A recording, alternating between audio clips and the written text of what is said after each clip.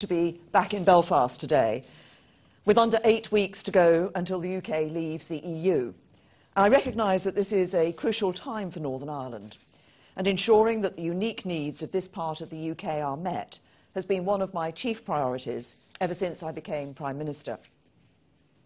Any border that weaves its way through farms and villages, bisects hundreds of roads and lanes, and which is crossed and recrossed by thousands of people every day, would pose a logistical challenge in the context of Brexit.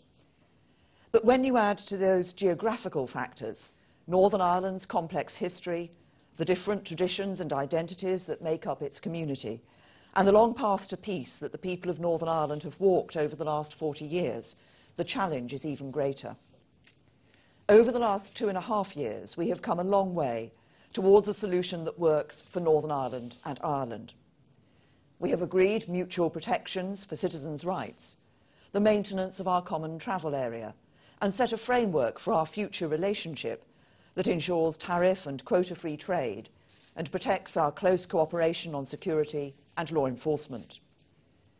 But the UK Parliament rejected the withdrawal agreement because of their concerns about the backstop, the legal protocol to prevent no hard border in the event of our future relationship is not in place at the end of the implementation period. Now, I know that many people in Northern Ireland and indeed across this island are worried about what Parliament's rejection of the withdrawal deal means for them. So I'm here today to affirm my commitment and that of the United Kingdom government to all of the people of Northern Ireland of every background and tradition. To affirm my commitment to the Belfast Good Friday Agreement, to its successors, the St Andrews Agreement and the Stormont House Agreement, and to the principles they enshrine, which is absolute, and to affirm my commitment to delivering a Brexit that ensures no return to a hard border between Northern Ireland and Ireland, which is unshakable. I was 12 when the Troubles began and 41 when the Belfast Agreement was reached. For all my adult life, Northern Ireland has been a central political issue. The progress of the last few decades, from the Troubles to ceasefire, from ceasefire to political agreement, and from agreement to active participation by unionists and nationalists in institutions that enjoy cross-community support, has been a massive achievement and a landmark in the history of these islands. From the moment I became Prime Minister of the UK, I knew that one of my most profound responsibilities was to serve the interests of the people of Northern Ireland by doing all I could to protect and sustain that progress. Successive UK and Irish governments have played their parts, often working together in close cooperation. But it has been the political parties in Northern Ireland, the UUP and the SDLP, the DUP, Sinn Féin and the Alliance. It has been civil society groups like WAVE and Healing Through Remembering, and above all, it has been the people of Northern Ireland who have achieved by far the most. Violence has not been eliminated, but it has been reduced to levels that would once have seemed impossible to imagine. Divisions remain entrenched in some communities, but many people, including those from the younger generations, are more and more interested in putting aside those divisions to build a shared future. Thanks to greater political stability, Northern Ireland is now a leading destination for inward investment, with over 900 national businesses investing in its economic success. Employment is at a near record high, and unemployment at a near record low. And that transformation is reflected in the image that Northern Ireland projects to the rest of the world today. It is no longer one of violence, but of dynamism and success. And the decisive moment in that transformation was the Belfast Agreement in 1998. Its success was in allowing people of different traditions to feel that those traditions and their identities were respected, and that they could work together to build a successful future for all the people of Northern Ireland. It enshrined the principle that it is the birthright of all the people of Northern Ireland to identify themselves and be accepted as Irish or British or both, as they may so choose. And it enshrined the consent principle, that it will always and only be for the people of Northern Ireland to decide what their constitutional future should be, and that the UK government is solemnly committed to supporting and their democratic wishes. These principles are the bedrock of peace and stability in Northern Ireland, and they will forever be honoured by the United Kingdom government. A fundamental belief in the union of Great Britain and Northern Ireland is part of my political heritage as a Conservative and Unionist, and that will never change. But the unionism I believe in is one that respects absolutely the central importance of Irish identity to those people in Northern Ireland who claim it. And the United Kingdom I stand for is an open and tolerant union of nations and people. A country where every religion, every peaceful and democratic creed has a place, and every man and woman is equal before the law, treated with respect, and has the opportunity to get on and succeed. Indeed, that union can only ever be secure and prosper if it is built on that respect and acceptance of difference and diversity. Because the Belfast Agreement is not just the bedrock of stability here in Northern Ireland, its principles are fundamental to the security and success of the whole United Kingdom.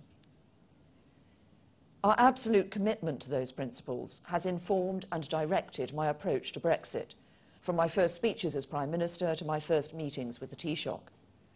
And in December 2017, in the joint report we agreed with the EU, we committed to protect the 1998 agreement in all its parts and to the totality of the relationships set out in it, to the avoidance of a hard border, including any physical infrastructure or related checks and controls, and to preserving the integrity of the UK internal market and Northern Ireland's place within it. These were commitments made in good faith. Our preferred approach has always been to deliver them through the future relationship. But I accepted the need for an insurance policy or bridging arrangement to guarantee no hard border if the future relationship was not in place in time, and that such a policy had to deliver legal certainty through what is called a legally operative text, so it would give people and businesses on both sides of the border clarity and confidence over how these commitments would be fulfilled. That is why I agreed to the backstop in the withdrawal agreement. And unlike the original European Commission proposal, it did not impose a customs border between Northern Ireland and the rest of the UK. Many people, businesses, farming organisations and voluntary groups in Northern Ireland agreed with me. They spoke out in support of the withdrawal agreement and they defended the backstop. I know that wasn't an easy thing to do, and I'm grateful to them for doing so. I fought hard to make the case for the deal as it stands. I believed it could command a majority in the House of Commons. But I've had to face up to the fact that in its current form it cannot, and the need for changes to the backstop is the key issue. While there were those in Northern Ireland who spoke in favour of it, it is also true that the backstop is not supported by the two main unionist parties here, and it's also influenced MPs in England, Scotland and Wales in voting against the deal. I can only deliver on the commitments we have made if I can get a deal through the UK Parliament. And meetings with MPs across the House show that I can only get a deal through Parliament if legal changes are made to the backstop. And that is why the UK government and a majority of MPs from across the House of Commons supported the amendment from Sir Graham Brady last week. It reaffirms our desire to leave with a deal and our commitment to no hard border between Northern Ireland and Ireland. And as Sir Graham himself set out, it would mean replacing the backstop with another arrangement which avoids a hard border, or making legally binding changes to the backstop to introduce a time limit or create an exit mechanism. I know that the prospect of changing the backstop and reopening the withdrawal agreement creates real anxieties here in Northern Ireland and in Ireland, because it is here that the consequences of whatever is agreed will most be felt. I recognise too that the majority of voters in Northern Ireland voted to remain, and that many will feel that once again decisions taken in Westminster are having a profound and in many cases unwanted impact in Northern Ireland and Ireland. So I'm determined to work towards a solution that can command broader support from across the community in Northern Ireland. As we do so, there are a number of commitments that will underpin our approach and which must be part of any alternative arrangements that we seek to negotiate with the EU and pass through the UK Parliament. First, we stand by our commitment in the joint report that there will be no hard border, including any physical infrastructure or related checks and controls. And this means people on either side of that border will be able to live their lives as they do now. I've spoken to people in places like Fermanagh who remember the customs border posts, approved roads and security installations of the not-so-distant past. I've spoken to businesses who have supply chains that cross between Great Britain, Northern Ireland and Ireland. I understand how thousands of people move back and forth between Northern Ireland and Ireland every day to go to work, to visit family, even to do their shopping. I understand what a hard border would mean, not just in terms of the disruption at the border itself, but in terms of trade for the whole island. The Belfast Agreement delivers just and equal treatment for the identity, ethos and aspirations of both communities. And for many, a seamless border between Northern Ireland and Ireland is integral to delivering this. And I know this has been the cornerstone around which the community in Northern Ireland has come together to deliver peace and prosperity, and I will not do anything to put that at risk. So while I've said that technology could play a part and that we will look at alternative arrangements, these must be ones that can be made to work for the particular circumstances of Northern Ireland. Second, neither will I compromise on my promise to protect Northern Ireland's integral place in the UK. When the European Commission proposed a version of the backstop which involved creating a customs border in the Irish Sea, I successfully resisted it, and I've ruled out any return to such a suggestion. This would not only damage the integrity of the UK's internal market, which is so vital to businesses across the UK and not least here in Northern Ireland, it would also ignore the very real concerns of many people about being cut off from the rest of the UK. Furthermore, we will also ensure there will be no new regulatory barriers between Northern Ireland and the rest of the UK without Northern Ireland's institutions having their say. Third, there will be full protection for all existing cross-border cooperation. Many areas of cooperation have been identified, both those formally set out by the North-South Ministerial Council, such as cooperation on health and transport, or keeping the island of Ireland disease-free for animals and plants, and informal areas of cooperation, such as a single integrated electricity market that supplies power to everyone. Every area of existing cross-border cooperation must be respected. If these are ever to change in the future, it will be a matter for Belfast and Dublin in accordance with the three-stranded approach, not as a consequence of our EU exit. Fourth, we will uphold the rights enshrined in the Belfast Agreement for all the people of Northern Ireland right across the whole community. This includes upholding commitments around mutual respect, religious liberties, equality of opportunity, tolerance and rights. I know that there are some in the nationalist community in particular who worry that some of their existing rights could be eroded when the UK leaves the EU. So we have already enshrined in the withdrawal agreement a legal guarantee of no diminution of equality and rights. There have also been serious concerns raised about how UK immigration rules treat citizens here exercising their rights under the agreement to be Irish. The birthright to identify and be accepted as British, Irish or both, and to hold both British and Irish citizenship is absolutely central to the agreement.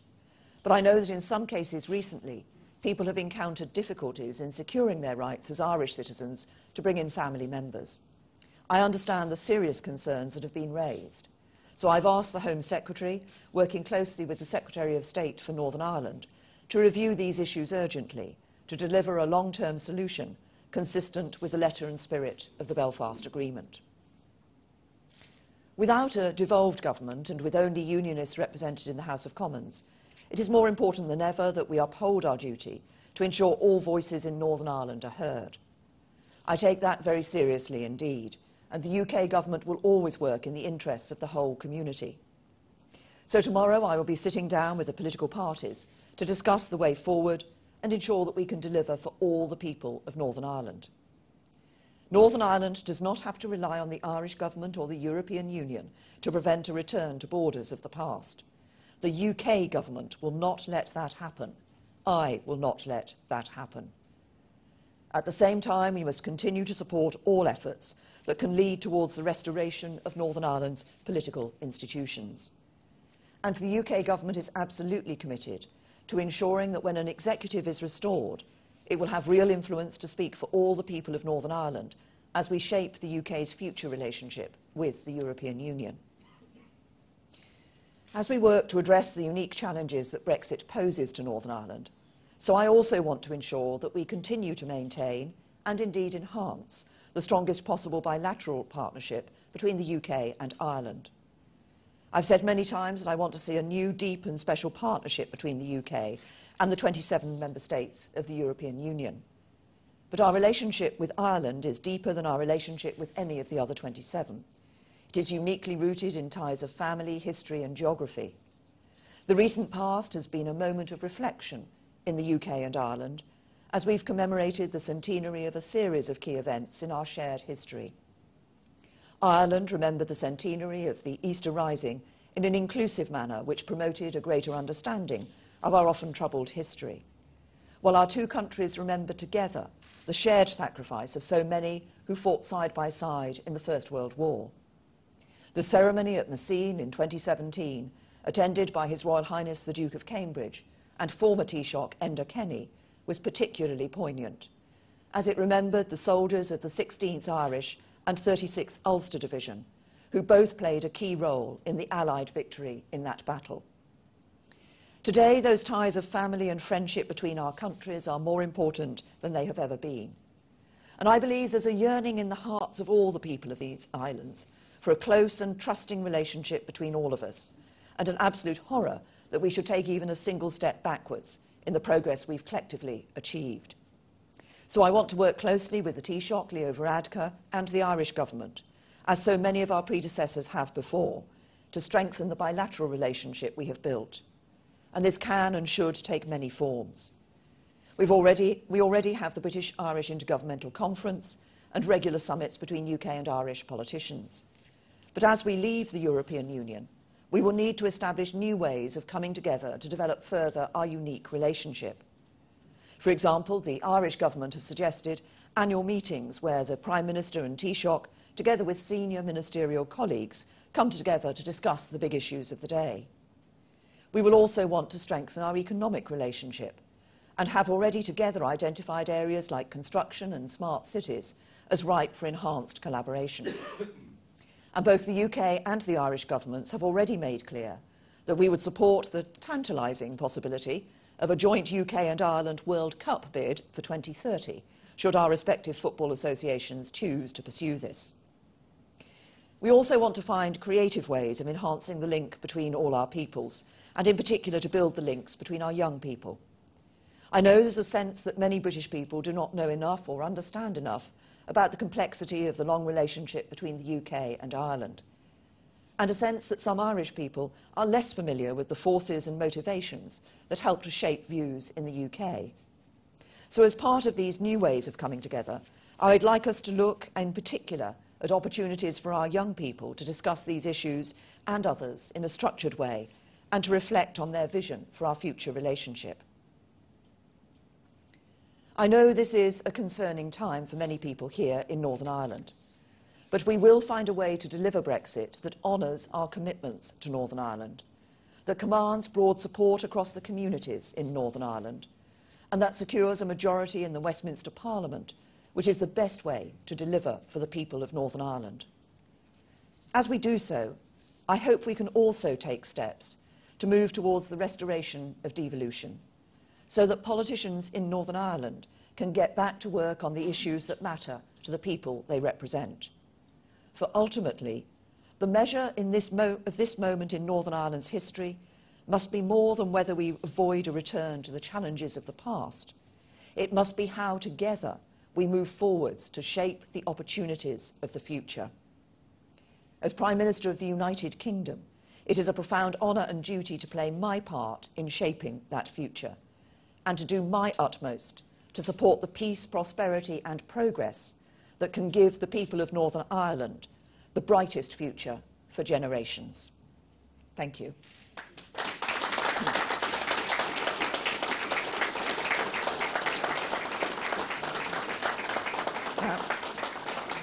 I will take a few questions from the media. Mark from BBC Northern Ireland. Thank you, Prime Minister. Mark from BBC Northern Ireland. Sitting in this audience are some of the business people and other representatives who you yourself encouraged to go out and champion the backstop. Do you now owe them an apology? And given what you've said about your commitment to the Good Friday Agreement, what do you make of the arguments from unionists such as Lord Trimble that the protocol you negotiated with the EU is in fact in breach of that agreement? Well, on the latter point, the very clear in the House of Commons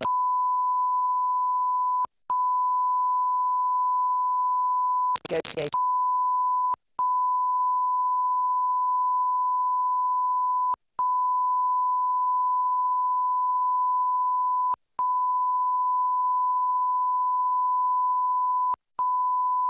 is for them having done that.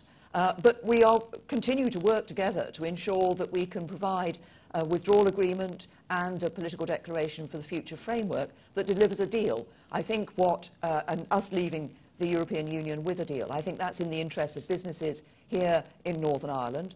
And we will continue, I'm meeting some later this afternoon, we will continue to work with them and others to ensure that we can deliver a deal that, as I say, respects the commitments that we've made to Northern Ireland and is a good deal for the whole of the UK. Ken, from ITV. Prime Minister Ken Reid, ITV. 56% of people in Northern Ireland voted to remain. It has wide support in the business community here as well. How are you going to persuade particularly nationalist politicians, the nationalist parties, to accept a deal that doesn't contain a backstop? Well, I'm not proposing to persuade people to accept a deal that doesn't contain that insurance policy for the future. What Parliament has said is that they believe there should be changes made to the backstop. And it is in that vein, in that light, that we are working with politicians across Westminster, of course, across the House of Commons, but also we'll be working with others, with the Irish government and with the EU, to find a way that enables us to maintain our commitments that we have set very clearly for no hard border, but to do it in a way that provides a withdrawal agreement and political declaration for the future that can command support across the House of Commons, and therefore that we will be able to ratify with the European Union, such that we leave on the 29th of March with a deal. Is Suzanne here from the Belfast Telegraph? Yes. Suzanne Breen, Belfast Telegraph. Prime Minister, given that many business figures in this room may feel that you betrayed and shafted them on the backstop in your recent U-turn, why should they believe any of the pledges that you make to them today in terms of avoiding a hard border? Well, first of all, let's be very clear about this. You've used the phrase U-turn in your question. There is no suggestion that we are not going to ensure that in the future there is provision for this, as it's been called an insurance policy, the backstop, that ensures that if there is, the future relationship is not in place by the end of the implementation period, there will be arrangements in place to ensure that we deliver no hard border. Our commitment to that remains. What Parliament has said, what the House of Commons has said, is that they want to see changes to the backstop as it currently exists within the protocol as part of the withdrawal agreement. The issue that has always been one that Parliament has raised, that's been raised across all sides of the House of Commons, is the potential indefinite nature of the backstop. That's the issue we look to address. There are a number of ways to do it, looking at alternative arrangements, discussing with MPs who've put forward proposals on that, looking at the legal changes that will be necessary to give the legal certainty. But the commitment to no hard border absolutely remains. And as the amendment, Sir Graham Brady's amendment when it passed the House of Commons made clear, commitment to avoid a hard border and to leave the European Union with a deal. John, from the Irish News. John Manley from the Irish News. Prime Minister, you've told us that you won't allow a hard border to happen. Are you telling us, therefore, that the only circumstances will be that there is a hard border is if the EU imposes one? Well, first of all, we're working, we've got commitments from both the EU and the UK government in the work we're doing on the deal to leave the European Union that commit on both sides for there being no hard border. And we've been clear as a UK government that we will do everything in our power, should it be the case that we left without a deal, we'd do everything in our power to avoid a hard border in those circumstances. And of course, we talk with the Irish government and the European Union, should those circumstances arise. But we're working to ensure that we leave with a deal and within that deal that we're able to provide for the commitment that has been made on both sides that for no hard border between Northern Ireland and Ireland. I'll take one last question, Ben, from the newsletter. Ben Laurie from the Belfast newsletter. Prime Minister, just to go back to the Lord Trimble supporting the legal action, one of his historical advisors, Lord Bew, very respected figure in the House of Lords, he said one of the most remarkable things was the British government had not challenged this Irish narrative on the Belfast Good Friday Agreement in recent years. And I'm wondering what you think about that. He is concerned, like Lord Trimble, that Britain would be signing away the right for the possibility of there one day being regulatory and customs divergence on the island of Ireland. Are you going to keep open that possibility for Britain? What I've made clear, as you've heard me repeat in my speech, is the commitment that we made in the December joint report, the December 2017 joint report, to ensure Ireland's place in the integral place that Northern Ireland has within the internal market of the United Kingdom. We have already set out within Westminster ways in which we believe as a UK government we would deliver on that. I recognise the concerns that have been expressed about regulatory differences, but as I say, we're absolutely clear in that December joint report, and we retain our absolute commitment to that, to ensure Northern Ireland's integral place in the UK's internal market. Thank you.